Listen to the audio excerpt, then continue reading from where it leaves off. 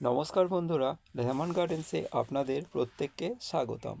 আশা করছি আপনারা প্রত্যেকে সুস্থ আছেন এবং আপনাদের প্রত্যেকের সুস্থতা কামনা করে আজকে একটা নতুন ভিডিও শুরু করছি।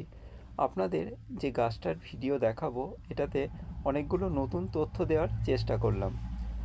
আমরা অনেকে নার্সারিতে দেখতে পাই যে বাড গ্রাফটিং কীভাবে করতে হয়, কিন্তু আমরা বাড গ্রাফটিং করার কোনো আমাদের ধারণা না থাকার জন্য আমরা করতে পারি না। কিন্তু গুটি কলম আমরা খুব সহজেই করতে পারি। একটা ডালকে আপনি যদি তার কাঁটা লেবু গাছের ডাল যদি আমরা মনে করি, তাহলে সেই লেবু গাছের ডালের একটা শক্তপোক্ত ডাল নিতে হবে। সেই ডালটা একটা অংশ আমরা আমাদের যেমন আঙুল আছে, সেই আঙুলের চারপাশের ছালটাকে ছাড়িয়ে নিতে হবে, ঠিক গোল করে ছাড়িয়ে নেওয়ার পর ওখানে আপনারা পেঁয়াজের রস দিতে পারেন বা নাও দিতে পারেন। ওখানে আপনি বর্ষার ঋতুতে, যেহেতু এই গুটি কলমটা বর্ষা ঋতুতেই সফল হয়, সেই জন্য ওখানে আপনি মাটি দিয়ে বা গোবর দিয়ে একসঙ্গে মেখে সেখানে জড়িয়ে বেঁধে দিয়ে প্লাস্টিক দিয়ে ওইটাকে গোল করে বেঁধে দিলেই আপনার ওখান থেকে দেখতে পাবেন যে কিছুদিন পরেই শিকড় ছেড়ে দিয়েছে।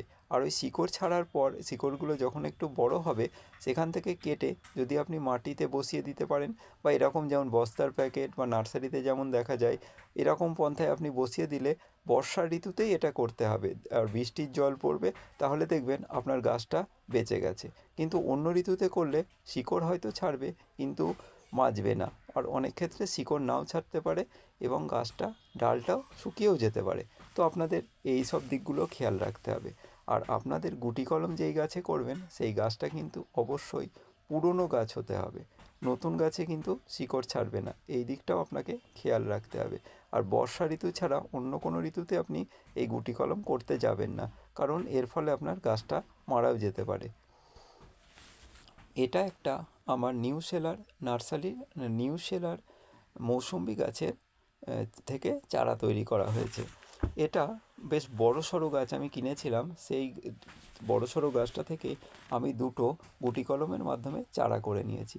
আপনারা জানেন, যারা গাছপ্রেমী তারা চারা করতে ভালোবাসে, যেহেতু গাছটার যদি কোনো ক্ষতি হয়ে যায় তাহলে সেই ভ্যারাইটিস আমার কাছে থেকে যাবে।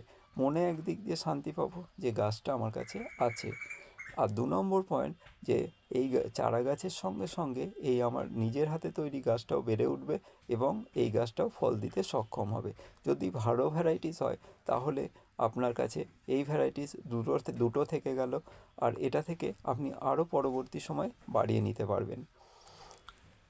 ভিডিওটা যদি আপনাদের ভালো লাগে তবে অবশ্যই সাবস্ক্রাইব করে পাশে থাকবেন এবং কোনো তথ্য যদি ভুল হয় অবশ্যই বলবেন, সংশোধনের চেষ্টা করব।